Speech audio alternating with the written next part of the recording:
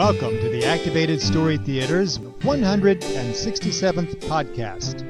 This episode, we bring you The Mouse Princess, a story from Finland. Hi, I'm Dennis. And I'm Kimberly. And together we are the Activated Actors. We are coming to you from Greenville, South Carolina. And we have a special guest star joining us from the Chicago, Illinois area. His name is Ben LaFontaine, and he is an actor. We've had other guest stars on our show before. Usually they were not actors, but this time we have one who is. He's a voice actor. He's also a high school teacher, and very unusual for us to have him joining us because he's also somebody we've never met. That's right. He's one of our listeners. And we're very happy to have him joining us. Well, let's just have him joining us. Hello there, Ben. Pull up a chair. We'd like to welcome Ben. Please introduce yourself. Hey, Kimberly. Hey, Dennis. Well, like you said, my name's Ben LaFontaine, and I'm a high school teacher from the western suburbs of Chicago. And my sons, Will and Jack, and my wife, Amy, and I have been listening to your podcast for, I guess, 3 or 4 years now. And we all really love listening. And a couple weeks ago, my boys asked if there was any way that I could ever be on. And so I emailed you, and you've been really gracious in letting me be a part of this. So I'm really excited to be here. Thank you so much for this great opportunity. It's really been a lot of fun. Ben will be joining us and acting out some of the parts in the story that we're about to tell you. It's called The Mouse Princess, a story from Finland. Long ago in Finland, there were twin brothers named Lars and Hans who lived with their father. On their 18th birthday, he said to them, "My sons, the time has come for both of you to get married." And Lars replied, "Why, father?" "It's family custom. We always get married when we're 18. To which Hans said, "But father, I'm not sure I want to get married." "You afraid or something?" "Of course not. I don't think that doing something just because it's custom is a very good reason." "Of course it is. It's time to get married and settle down and start working toward your midlife crisis." "I do have a question, father. How are we going to get married when we don't even have sweethearts?" I'm glad you asked. It just happens that we have another family custom. What happens is you chop down a tree, and wherever the tree points, when it falls, you travel in that direction until you find a sweetheart. Then you ask her to marry you." "That's a custom? It sounds more like reality TV." This is sounding worse and worse. Why is it so important to follow tradition anyway? Because that's what we've always done. Now look, there are 2 axes out in the woodshed, where I probably should have taken both of you now and then. So first thing tomorrow morning, each of you go take an axe, chop down a tree, follow where it points, find a sweetheart, propose to her, and get back home in time to chop up the trees into firewood." "Sounds like a kick to me." "Good. What do you say, Hans?" "Well, I'm not convinced, but I'll give it a try if it's really so important." So the next morning, the brothers took their axes to the trees and chopped down 2 of them. "Timber!"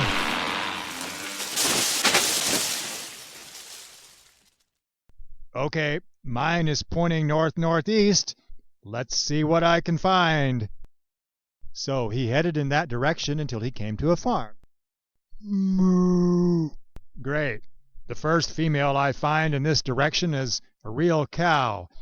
If this is the kind of thing that happened when my ancestors followed custom, it's no wonder we have a dysfunctional family." But just then, along came the farmer's daughter to milk the cows. Cha-la-la-la-la-la-la. Yes, and ooh-la-la. This is really a game changer. Hello there. Yes, sir. Regular or skim? No, I'm not looking for milk. I'm looking for a bride. Oh, what's her name? I don't know. I thought maybe, you? Oh! So that worked out okay. Lars and the farmer's daughter were all set to get married and live happily, etc. Meanwhile, Hans followed his own tree and branched out on his own. What's this? It's pointing into the woods. I've heard about what happens when people wander into the woods. Other people end up singing about their misfortunes. Nonetheless, he wandered into the woods until he saw a little hut. Well, at least it isn't made of gingerbread. Guess I'll knock on the door. Come in. Hello? Right over here. Anyone here? Over here. Where? I don't see anyone. On the table. All I see is a mouse. At your service. A talking mouse? I don't believe it. Guess you've never been to Florida, huh? Well, what can I do for you? Nothing, I'm sure. I have come into the woods in search of a bride. You don't say. Well, you look like a fine young man. Perhaps I could be your bride? I really don't think that would work out very well. Why? Do you have cats? No, but, well, for me to marry a mouse wouldn't exactly be very traditional. So what? Yes. So what? Hey, maybe I should tell my father I'm going to marry you. That might show him how crazy it is to do something just because it's the custom. Very well, I accept my proposal. So, back at home, All right, boys, did you find sweethearts to marry? I certainly did. I found a girl who's beautiful, sweet, and intelligent. Not necessarily in that order. And her family owns a large farm. Very good. And what about you, Hans? Oh, I found a wonderful girl, too. She wears a fur coat, and she comes from a family of cheese experts. Outstanding! Now we move on to round 2. Round 2? Yes, there is another family custom. The bride must successfully meet a challenge before she is welcomed into the family. Terrific. Any other customs you want to spring on us? What kind of challenge, Father? Since you asked, each sweetheart must weave a square yard of cloth between now and tomorrow. Piece of cake. My sweetheart already told me that she's a very good weaver. And my sweetheart is such a good weaver that she can, weave with her feet. Good then. Both of you bring me the cloth tomorrow and we'll have a look. So Hans went back to the little hut in the woods to see the mouse. You're back. Does that mean it's time for our wedding? Not yet, I'm afraid. There's another custom that's going to ruin our plan. You're supposed to weave a square yard of cloth by tomorrow. Don't worry. I'll squeak by. Sorry, a little bit of humor there. Just stand back and watch. Whereupon the mouse whistled, and out scampered dozens of other mice.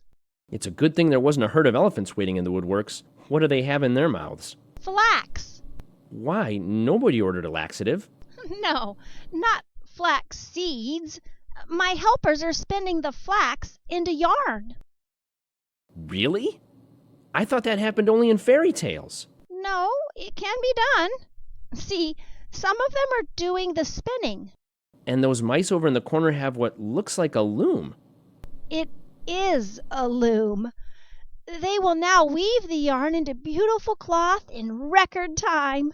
Yes, we're weaving quite a yarn here, and it's looking really beautiful. Much better than having it done in China. And much faster.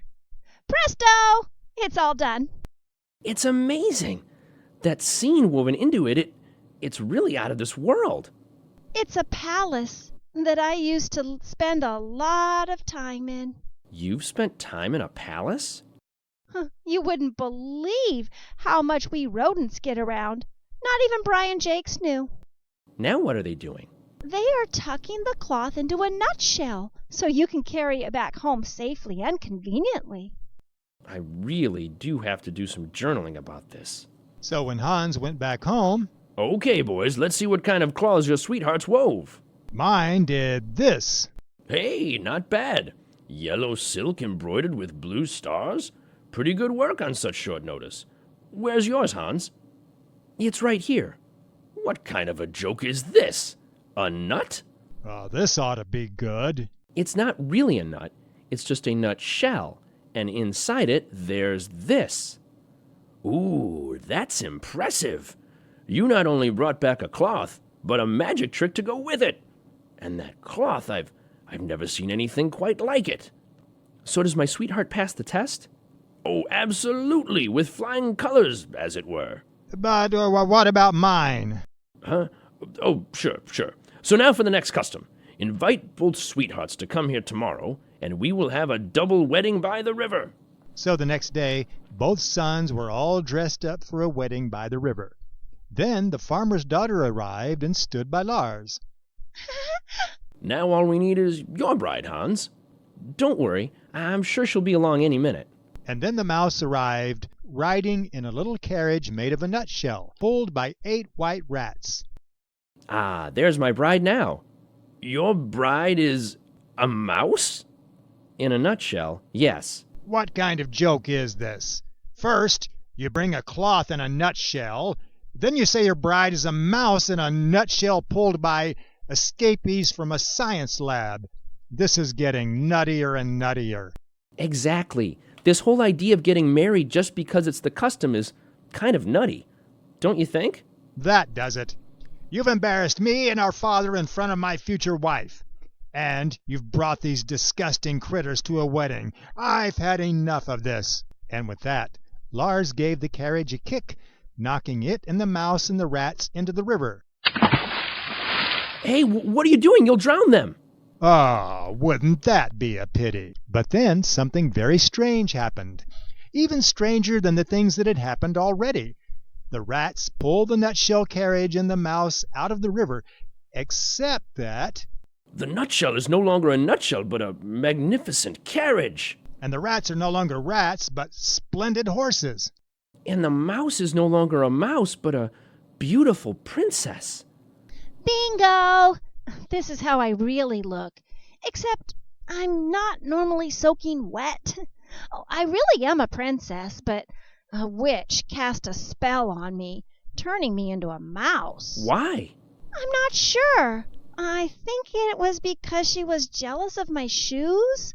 Anyway, she told me that the only way to break the spell would be to have one brother agree to marry me and another brother try to kill me. So, thank you, both of you. Anytime. These are my horses, and this is my carriage, and the palace pictured on the cloth is the palace I live in, which was transformed into a little hut, which is probably a palace again now that the spell is broken. Is anybody else confused? We have time to straighten it all out after Hans and I are married. That is, if you'll still have me now that I'm a human again. Huh? Oh, sure. Why not? Well, then I suppose all's well that ends well. And perhaps following tradition is not so bad after all, eh? Sometimes, I guess. Still, you must admit, it would have been more interesting if I'd married a mouse. And that's the story of the Mouse Princess from Finland. With our special guest, Ben. Thank you very much, Ben. Excellent job. Yes, excellent indeed. That's Ben LaFontaine. He is a voiceover actor in the Chicago area. Thank you so much for joining us. We hope you had fun. I'm really looking forward to everybody hearing what we've done. It was really a lot of fun for me to do, and I hope everybody else likes it too. So in that story, we had some pretty odd traditions. And right now, as we speak, it is getting close to Christmas and Hanukkah and other holidays at which people celebrate a lot of traditions and customs. Like hanging your stockings by the fireplace? Hanging your stockings. Funny you should mention that. Do you know where the custom of hanging stockings came from? No, but I do know that in some countries you place wooden shoes by the door. Actually, they both originated from similar legends. And one of these legends is about St. Nicholas, who lived in the 4th century. He was very generous. He helped the poor a lot, and he had a habit of giving things to children especially. And legend has it that he would put things in stockings that he saw hanging to dry, and the kids realized he was doing this, so they would hang out more stockings.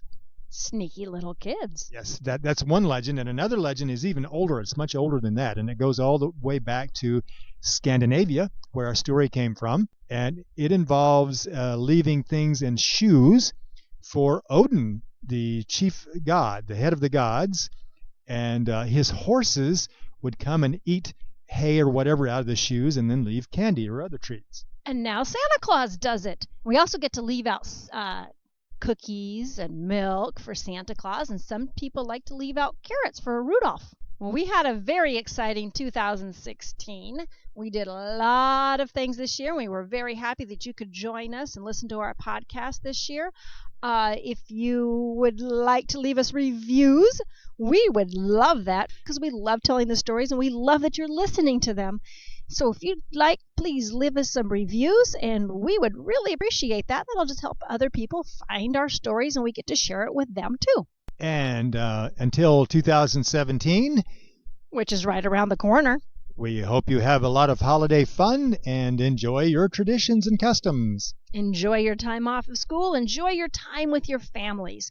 And we will see you in 2017. Again, big thank you to Ben LaFontaine for joining us. See you next year. Activated Story Theater is committed to bringing fun, educational shows to schools and libraries nationwide. On stage, we use physical comedy, American Sign Language, imaginative props, and a giant, oversized book to bring multicultural folktales to life. For booking information, check out our website, activatedstorytheater.com, where you can also find out when the activated actors will be performing near you. Read a story or order one of our audio CDs. You can subscribe to this podcast on iTunes or listen on Stitcher. We look forward to your comments and folktale suggestions. Stay activated. Until next time.